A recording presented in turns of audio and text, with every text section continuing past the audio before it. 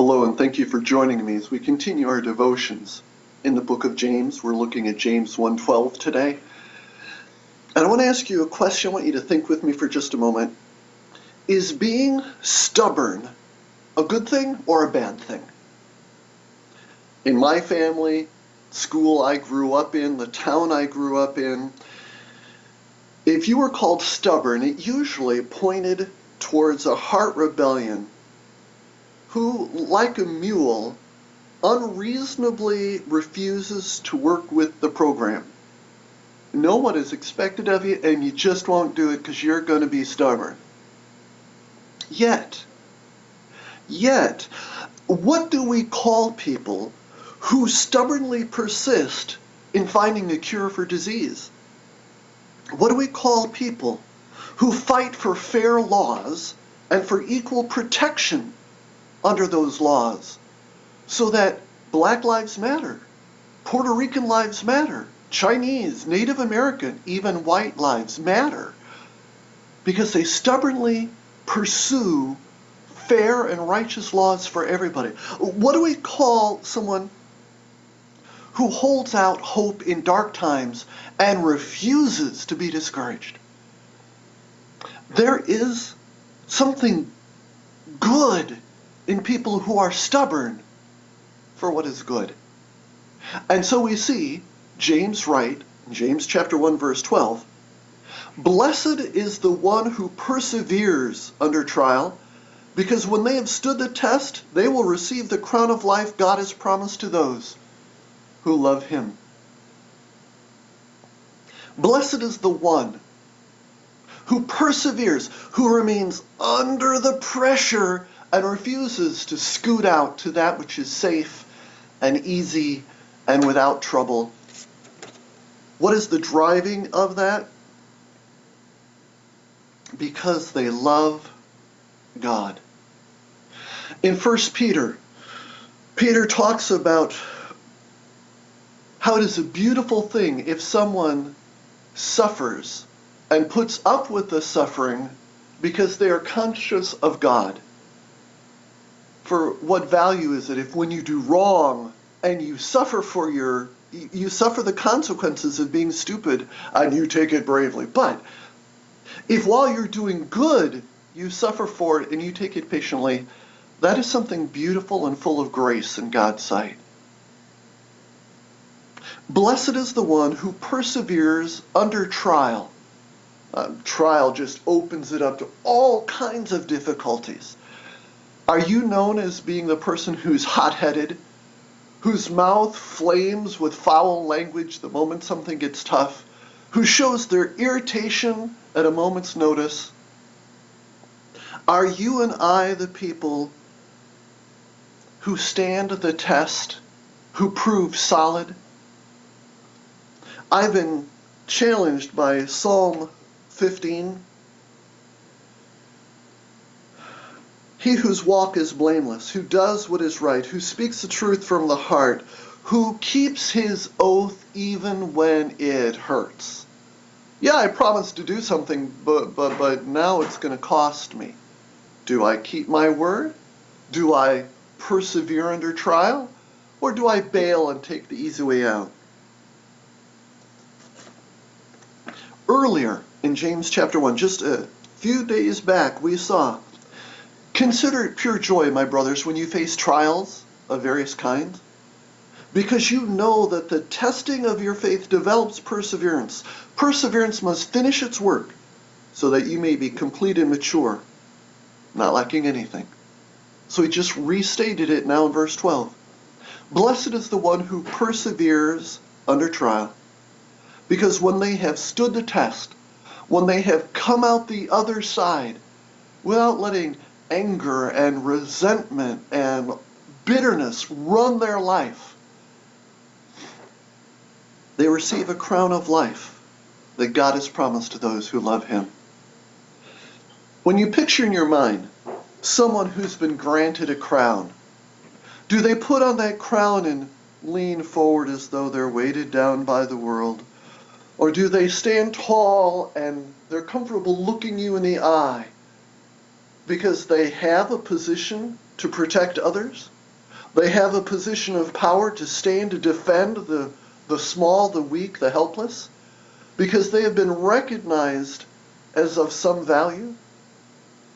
So now just take the crown off their head, but have that same character and strength of person. What do they look like? What do they stand like? Because they who have stood the test will receive a crown of life. They will stand tall and glow with a character and a willingness to invest in others that God gives to those who love Him. How do I find that strength to persevere under trial? Earlier in the chapter, I find that strength because I know who God is. I know that my testings came only through His hands. Nothing could touch me but what God allowed it. I know that His goal for me is good. And so, with Isaiah chapter 40, do you not know, have you not heard? The Lord is the everlasting God, the creator of the ends of the earth. He will not grow tired or weary. His understanding no one can fathom.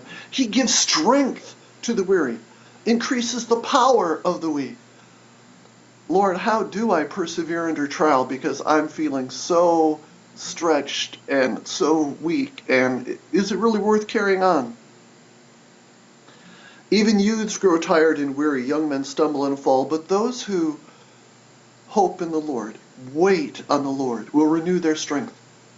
They will mount up with wings like eagles. They'll run and not grow weary. They will walk and not faint. There are a couple of ways to persevere under trial. One major way we fall back to in our sinfulness, our sin nature, is to get angry. I'm going to persevere here just because I'm madder than they are. Many of us have heard the joke through the years, the twist of Psalm 23. Even though I pass through the valley of the shadow of death, I will fear no evil, for I'm the meanest SOB in town. Yeah, that's one way to persevere. Be an angry person. Be a mean person. Abuse everyone around you. Yeah, you'll persevere. If you don't get the ulcers, you give the ulcers. Everyone thinks you're miserable to be around and treats you that way. The flip side. Blessed is the one who perseveres under trial, because when he stood the test, he will receive the crown of life God has promised to those who love Him. There's a parallel to this in Jesus in the Beatitudes. Blessed are those who are persecuted for righteousness' sake, for theirs is the kingdom of heaven. There's only one reason you would continue to be persecuted for righteousness' sake, is because you stubbornly hold on to loving your enemy, loving the poor and needy, being a blessing because you just invest in the people around you, the haves, the have-nots, the nice, the not so nice, the rich, the poor. You just keep investing in people whether or not the feedback is good. And Christ says, you're the one who's going to be blessed and the happiest in the long run, even when you're persecuted. Because you stubbornly refuse to give in, because it's tough, it's uncomfortable.